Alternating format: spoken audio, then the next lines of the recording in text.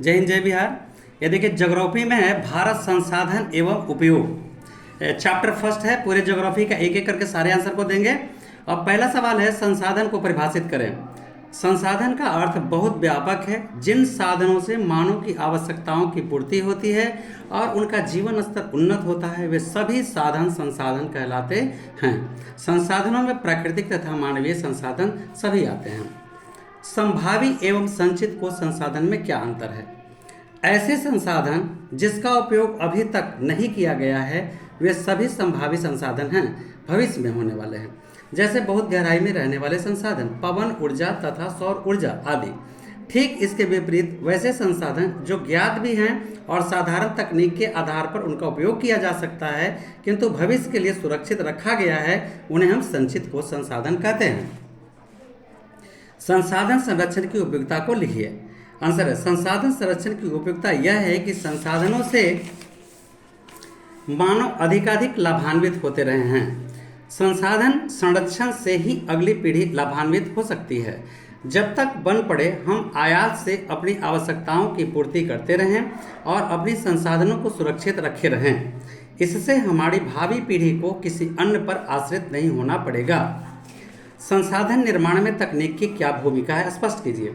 संसाधन निर्माण में तकनीक की ही तो भूमिका है कि इसी के सहारे संसाधन मानवीय पहुंच में आते हैं या फिर वे उनके उपयोग के योग्य बनते हैं। तकनीक के सहारे ही लौह खनिज कारखानों तक पहुंचते हैं और उसी के सहारे लोहा या स्टील का रूप धारण करते हैं। तकनीक के सहारे ही मानव उपयोगी वस्तुएं बनती हैं, जिनसे सभ्यता विकसित होता है। जैसे लकड़ी एक संसाधन है, लेकिन उस लकड़ी का उपयोग जैसे ही हम फर्नीचर बना के करते हैं, टेबल कुर्सी पलंग, तो ये संसाधन हो जाते हैं।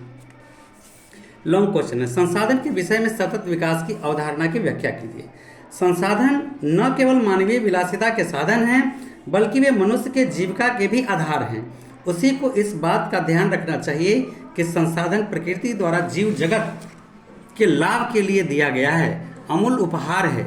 समाज में विषमता के कारण कुछ लोगों द्वारा प्रकृति प्रदत्त संसाधनों को निर्ममतापूर्वक दोहन किया गया है और अपना शौक पूरा किया गया है। इसमें कुछ लोग ही नहीं, लगभग सभी विकसित देश शामिल होते हैं। इन्होंने भरपूर जंगल काटे, खनिज निकाले और उनका उपयोग किया। नतीजा यह हुआ कि संपूर्ण पृथ्वी विषाक्त हो गई। इसी को आज जैविक उष्मन नाम दिया जा रहा है। आकाशीय ओजोन परत क्षीण हो गया है, जिससे हानिकारक और सौर विकिरणों पृथ्वी पर अबाध गति से पहुंच रही है। इस कारण पृथ्वी पर ताप की वृद्धि हो रही है। मतलब कि ओजोन स्तर में सुराग होने से उस सूर्य से आने वाले हानिकारक पराबैंगनी और सीधे आकर पृथ्वी पर पेड़ पौधों और मनुष्य को भी नुकसान डाल सकते हैं। पहाड़ों और ध्रुवों पर के बर्फ पिघल रहे हैं, परिणामतः समुद्र जलस्तर में वृद्धि हो रही है। इसी कारण उपयोगी भूमि की ओर समुद्र बढ़ता आ रहा है। यदि वैश्विक उष्मन पर रोक का उपाय नहीं किया जाए तो आशंका है कि समुद्र में जल की इतनी वृद्धि होगी कि हमारी संपूर्ण पृथ्वी उसी में डूब जाएगी और सभ्यता का नामो निशान मिट जाएगा। अभी तो केवल मौसम में ही परिवर्तन होना आरंभ हुआ है, जिससे मानवीय भयभीत होने लगे हैं। अभी भी समय है मानव अपने लालच को छोड़ संसाधनों का तीव्रतम दोहन बंद करे, उनका उपयोग मितव्यतापूर्वक यानी सावधानी पूर्वक करे, ताकि हानिकारक गैसें वातावरण में कम फैलें। जो फैले उनको नष्ट कर देने का उपाय हो। भूमंडलीय तापन, ओजोन परत का क्षय, मृदा के क्षारण को रोकने का शीघ्रतापूर्ण प्रयास करना चाहिए, नहीं तो भूमि विस्थापन, अम्लीय वर्षा, असमय तक ऋतु परिवर्तन जैसे पारिस्थितिक संकट से विश्व को बचाया जा सके। इन्हीं सब बातों की अवधारणा को सतत विकास की अवधारणा कहते हैं। इसी अवधारणा को अपनाकर ही विश्व को विनाश के आगोश से रोका जा सकता है। स्वामित्व के आधार पर संसाधन के स्वरूप का वर्णन करिए। स्वामित्व के आधार पर संसाधन चार प्रकार के होते हैं: व्यक्तिगत संसाधन, सामुदायिक संसाधन, राष्ट्रीय संसाधन और अंतर्राष्ट्रीय संसाधन। व्यक्तिगत संसाधन कुछ ऐसे संसाधन हैं जिन पर व्यक्ति विशेष का अधिकार होता है, हालांकि उनके एवज में वे सरकार को किराया के रूप में लगान देते हैं। इन संसाधनों में खेत, बाग बगीचा, तालाब, कुआं इत्यादि संसाधन आते हैं, पर इन पर व्यक्ति का निजी स्वामित्व होता है। सामुदायिक संसाधन, सामुदायिक संसाधन में संसाधन विशेष के सभी लोगों का स्वामित्व रहता है। इसका उपयोग उस समुदाय के सभी व्यक्ति कर सकते हैं। उदाहरण में चारागाह, मंदिर, मस्जिद, सामुदायिक भवन, तालाब, शमशान आदि के नाम दिए जा सकते हैं। नगरों में इस कोटि में पार्क, खेल का मैदान, मंदिर, मस्जिद, गुरुद्वारा, गिरजाघर आदि आते हैं। राष्ट्रीय उद्यान, देश के अंदर अवस्थित सभी संसाधन राष्ट्रीय संसाधन कहलाते हैं। इन संसाधनों पर सरकार का अधिकार रहता है। सरकार को यह अधिकार है कि सार्वजनिक हित में किसी भी व्यवस्थित संसाधन का अधिग्रहण कर सकती है। प्रायः ऐसे संसाधन भूमि की प्रधानता होती है। अंतर्राष्ट्रीय संसाधन, जैसे कहने का मतलब राष्ट्रीय संसाधन में कि अगर किसी खेत में खनिज निकल जाता है तो उस पर सरकार उस पर अपना आधिपत्य जमा सकता है। अंतर्राष्ट्रीय अंतर्राष्ट्रीय संसाधन के अंतर्गत खासकर समुद्र आते हैं।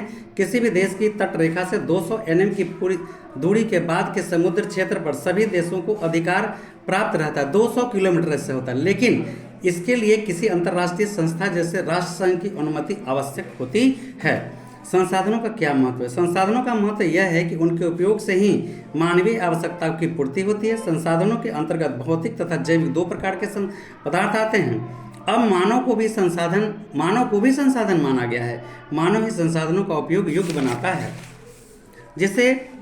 जिनके उपयोग से मानव अपनी आवश्यकताओं की पूर्ति करता है। इसी से मानवीय सभ्यता का विकास होता है। पहले जहां यात्रा के लिए बैलगाड़ी या घोड़ा का उपयोग होता था, वहीं अब द्रुतगामी रेलगाड़ी या वायुयान का उपयोग होने लगा है। मानव एक पूंजी है। मानव जब डॉक्टर, इंजीनियर या मजदूर बन के कहीं काम करता है तो उसे पैसे मिलता है, पैसे का अर्थ का सृजन करता है। इसलिए मानवीय जिनसे आवश्यकताओं की पूर्ति होता है वे संसाधन कहलाते हैं। तो मनुष्य काम करके पैसे हासिल करता है और अपनी आवश्यकताओं की पूर्ति करता है, इसलिए मनुष्य भी एक संसाधन है। एक नर्स अगर हॉस्पिटल में काम करती है तो उसके बदले उसे पैसे मिलता है, लेकिन घर में बच्चों का लालन पालन करती है, देख रेख करती है तो पैसे नहीं मिलता। तो घर के लिए वो नर्स नहीं है, माँ है, लेकिन हॉस्पिटल के लिए वो संसाधन हो गया, क्योंकि पैसे से अपनी आवश्यकता की पूर्ति करता है। संसाधनों के वर्गीकरण के आधार पर किन्हीं चार का उल्लेख करें। संसाधनों के वर्गीकरण के आधार पर चार प्रकार के: उत्पत्ति के आधार पर जैव अजैव होते हैं, उपयोगिता के आधार पर नवीकरणीय तथा अनवीकरणीय, स्वामित्व के आधार पर व्यक्तिगत, सामुदायिक, राष्ट्रीय तथा अंतर्राष्ट्रीय, विकास की स्थिति के अनुसार संभाव्य और विकसित तथा संचित होते हैं। संसाधन कितने प्रकार के होते हैं? आधारानुसार उत्तर दीजिए। उत्पत्ति के आधार पर संसाधन दो प्रकार के होते हैं, जैव संसाधन और अजैव संसाधन।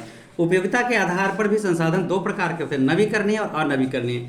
स्वामित्व के आधार पर संसाधन चार प्रकार के होते हैं, व्यक्तिगत, सामुदायिक, राष्ट्रीय और अंतर्राष्ट्रीय। विकास के स्तर पर के आधार पर ये चार प्रकार के होते हैं, संभावित संसाधन, विकसित संसाधन, भंडार संसाधन तथा संचित कोष संसाधन। अब संसाधन नियोजन क्यों आवश्यक है? यदि सही कहा जाए तो संसाधनों का विवेकपूर्ण उपयोग ही संसाधन नियोजन है। अतः इसके लिए प्राथमिकता है कि संसाधनों का विवेकपूर्ण दोहन हो। किसी देश के विकास के लिए संसाधनों का नियोजन अति आवश्यक है। इसके वर्तमान की आवश्यकताएं तो पूरी हो गई हैं, भविष्य में हमारी अगली पीढ़ी भी उनका लाभ उठा सकेगी। संसाधन नियोजन के सोपानों को किस रूप में बांटकर हम अध्ययन कर सकते हैं? संसाधन नियोजन के सोपानों को हम लिखित 5 भागों में बांटकर अध्ययन कर सकते हैं। पहला, देश के विभिन्न राज्यों में संसाधनों की पहले हम पहचान करेंगे, सर्वेक्षण करेंगे। दूसरा, सर्वेक्षण के बाद मानचित्र तैयार करेंगे। तीसरा, संसाधनों का गुणात्मक मात्रात्मक आधार पर आकलन करेंगे। चौथा, संसाधन विकास योजना में मूर्त रूप देने के लिए उपयुक्त तकनीक, कौशल एवं संस्थागत नियोजन की रूपरेखा तैयार करेंगे। राष्ट्रीय विकास योजना तथा संसाधनों की विकास योजनाओं के बीच समन्वय स्थापित करेंगे। अगला प्रश्न है, संसाधनों के संरक्षण के संदर्भ में भारतीय चिंतकों और समाज सेवियों का क्या कहना है? संसाधनों के संदर्भ में महात्मा गांधी ने कहा था कि हमारे पास पेट भरने के लिए तो बहुत कुछ है, लेकिन पेटी भरने के लिए नहीं। इसका अर्थ यह है कि संग्रह करने के लिए और लोग आगे बढ़ रहे हैं। मेधा पाटेकर ने कहा, नर्मदा बचाओ अभियान चलाया था। सुंदरलाल बहुगुणा ने चिपको आंदोलन चलाकर वृक्षों के संरक्षण का मुहिम चलाया। संदीप पांडे ने वर्षा जल के संग्रहण का संचय करने का अभियान चलाया कर कृषि भूमि की सिंचाई के लिए विस्तार का महत्वाकांक्षी अभियान चलाया। तो आज हम अगर पेट भरने का प्रयास करेंगे तो प्रदूषण कम फैलेगा, लेकिन आज हम पेटी भरने के ख्याल से पूरे सब दोहन कर रहे हैं, पर्यावरण का दोहन कर रहे हैं, इसलिए विनाश की ओर बढ़ना अवश्य संभावी है। कोयला किस प्रकार का संसाधन है? अनवीकरणीय। सौर ऊर्जा निम्नलिखित में से कौन से संसाधन है? पुनः पूर्ति योग्य। तट रेखा से कितने किलोमीटर तक क्षेत्र सीमा रेखा अपवर्जक अधिक क्षेत्र कहलाते हैं? 200 एनएम। डाकों की अर्थव्यवस्था का संबंध किससे है? तो संसाधन के अनियोजित दोहन से। समुद्री क्षेत्र में राजनीतिक सीमा के कितनी किमी क्षेत्र तक राष्ट्रीय संपदा निहित है? 19.2 किमी।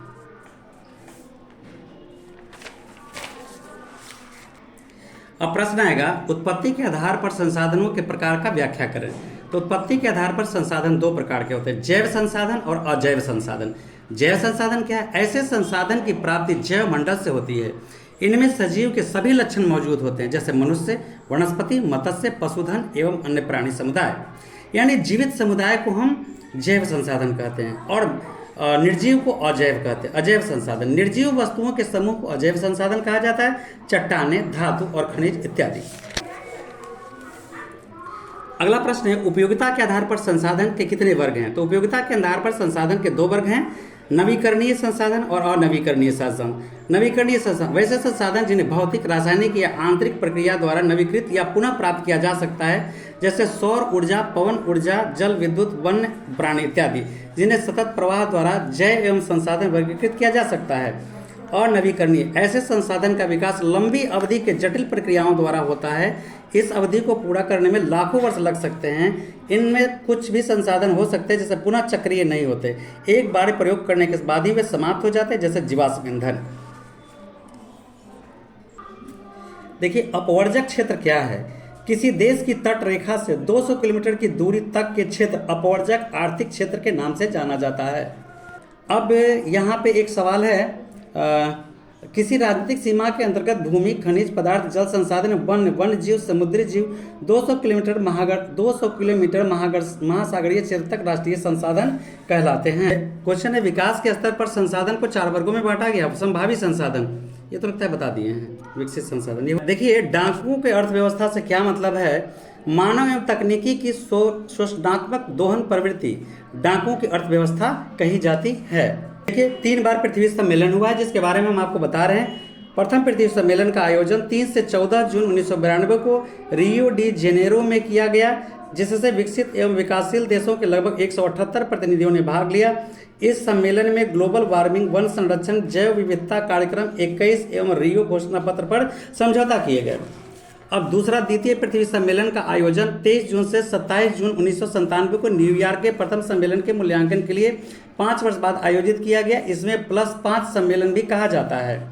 तृतीय पृथ्वी सम्मेलन का आयोजन 10 वर्ष बाद 26 अगस्त 4 सितंबर 2002 में जोहान्सबर्ग में आयोजित हुआ। इस सम्मेलन में पर्यावरण संबंधी 150 धाराओं पर विश्व स्तरीय सहमति तैयार किया था, पर इन सम्मेलन का कोई परिणाम नहीं निकल सका। इसमें सम्मेलन में विश्व के विभिन्न देशों में लगभग 2000 प्रतिनिधियों ने भाग लिया था।